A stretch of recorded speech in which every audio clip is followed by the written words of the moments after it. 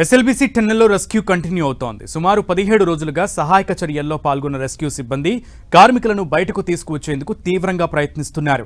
ప్రమాదంలో గల్లంతైన 8 మందిలో 17 రోజుల సహాయక చర్యల తర్వాత ఒకరి మృతదేహం లభ్యమైంది. మృతుడిని రాబిన్స్ ఆపరేటర్ గురుప్రీత్ సింగ్గా గుర్తించారు. ఆయన స్వస్థలం పంజాబ్లోని చీమా కలాన్. అయితే కేరళ నుంచి తెప్పించిన క్యాడవర్ డాగ్స్ గుర్తించిన చోటే గురుప్రీత్ మృతదేహం లభ్యమైంది. శనివారం రాత్రి సహాయక బృందాలకు ఓ చేయి కనిపించగా కాంక్రీట్ మాదిరిగా గట్టిపడ్డ మట్టిలో నుంచి దెబ్బతినకుండా మృతదేహాన్ని తీసేందుకు సహాయక బృందాలు సుమారు 12 గంటల పాటు శ్రమించాయి. మృతదేహం నిలువున ఉన్నట్లు గుర్తించి 12 అడుగుల మేర తవ్వకాలు జరిపాయి. టీబీఎంకు చెందిన వ్యర్థాలను సైతం 7 లేయర్ల మేర తొలగించాక గురుప్రీత్ సింగ్ మృతదేహం లభ్యమైంది. ఆదివారం సాయంత్రం 4 గంటలకు మృతదేహాన్ని తీయగా 6 గంటలకు టన్నెల్ నుంచి బయటకు తీసుకువచ్చి పోస్టుమార్టం అనంతరం మృతదేహాన్ని పంజాబ్కు తరలించారు.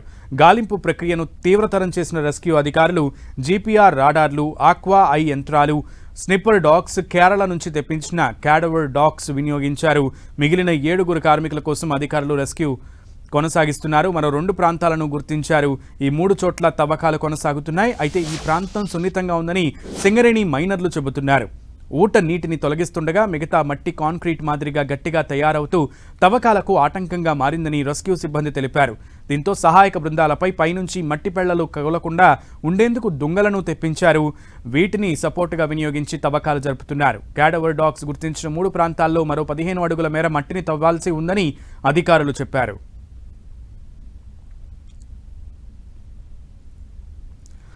రెస్క్యూ ఆపరేషన్ ఎస్ఎల్బీసీ టనల్ దగ్గర 18 రోజులుగా కొనసాగుతూనే ఉంది. సో మరింత సమాచారం మా ప్రతినిధి ప్రసాద్ అందిస్తారు. ప్రసాద్. సునీల్, ఏదైతే ఎస్ఎల్బీసీలో రెస్క్యూ ఆపరేషన్ కొనసాగుతుంది, 17వ రోజు కూడా రెస్క్యూ ఆపరేషన్ కొనసాగుతుంది. నిన్న రాత్రి సమయంలో ఒక మృతదేహాన్ని గుర్తించడం జరిగింది. గురుప్రీత్ సింగ్ పంజాబ్ రాష్ట్రానికి చెందినటువంటి వ్యక్తిగా గుర్తించడం జరిగింది.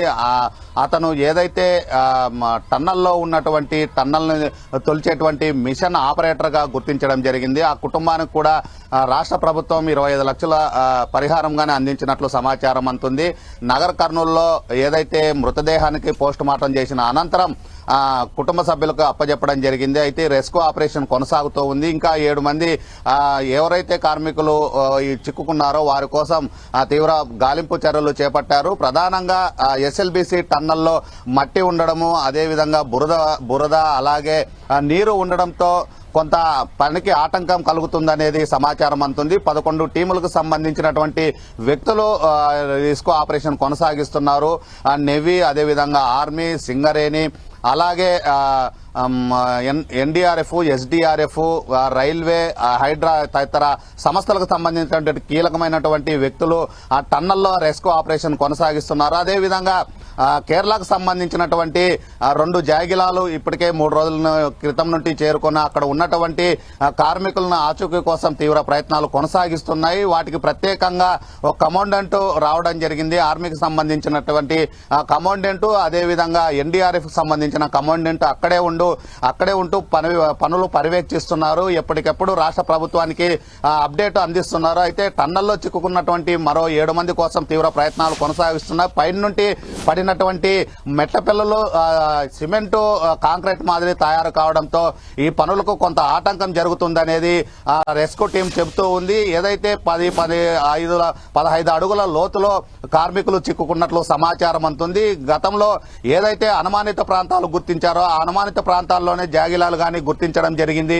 ఇంకా 7 మంది కార్మికులను వెలుగు తీసేందుకు తీవ్ర ప్రయత్నాలు కొనసాగిస్తున్నారు. అక్కడ ఏదైతే మృతదేహం దొరికిందో ఆ ప్రాంతంలో ఎక్కువ స్మెల్ వస్తుండడంతో కార్మికులకు గానీ కొంత తీవ్ర ఇబ్బందులకు గురవుతుందనేది రెస్క్యూ టీం చెబుతూ ఉంది. ఇప్పటికే అత్యాధునిక పరికరాలతో టన్నల్లోకి వెళ్లడం జరిగింది. ఎస్ఎల్బీసీలో టన్నల్లో సంబంధించి రెస్క్యూ ఆపరేషన్ కొనసాగుతుంది.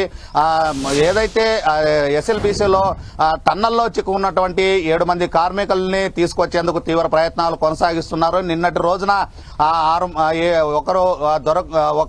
ఒక కార్మికుడు ఆచూకీ లభ్యం కావడంతో రెస్క్యూ రెస్క్యూ ఆపరేషన్ కొనసాగించేందుకు కొంత పనులకి ఆటంకం లేదు అనేది స్పష్టంగా అర్థమవుతుంది. ఇప్పటికే 7 మంది కార్మికులు ఎవరైతే ఉన్నారో వారి జాడ కోసం తీవ్ర ప్రయత్నాలు కొనసాగిస్తున్నాయి. రాష్ట్ర మంత్రులు, అదేవిధంగా జిల్లా కలెక్టరు, అలాగే జిల్లా ఎస్పీ అక్కడే ఉంటూ ఎప్పటికప్పుడు రెస్క్యూ టీమ్ తో సంప్రదింపులు జరుపుతున్నారు. ఏదైతే ఆ కార్మికుల్ని తీసుకొచ్చేందుకు తీవ్ర ప్రయత్నాలు కొనసాగించాలో ఖచ్చితంగా ఈ 2 రోజుల్లో ఆ 7 మంది ఆ కార్మికులు ఎక్కడైతే అనుమానిత ప్రాంతాలు ఉన్నాయో అనుమానిత ప్రాంతాలని గుర్తించి వారిని కానీ తీసుకొచ్చేందుకు ప్రయత్నాలు కొనసాగించాలని ఇప్పటికే రాష్ట్ర ప్రభుత్వం ఆదేశాలు ఇవ్వడం జరిగింది. ఇంకా ఏదైనా అత్యాధునిక టెక్నాలజీ కావాలంటే కేంద్ర ప్రభుత్వం ద్వారా తీసుకొచ్చి మరింత సెర్చ్ ఆపరేషన్ కొనసాగించాలని చెబుతున్నారు. అయితే 7 మంది కార్మికులు ఇంకా ఆచూకీ లభ్యం కాలేదు. ఈ రోజు సాయంత్రం గానీ రేపు గానీ మరో 1-2 కార్మికుల ఆచూకీ లభ్యమయ్యే అవకాశం ఉన్నట్లు తెలుస్తూ ఉంది. సునీల్. ఓకే ప్రసాద్.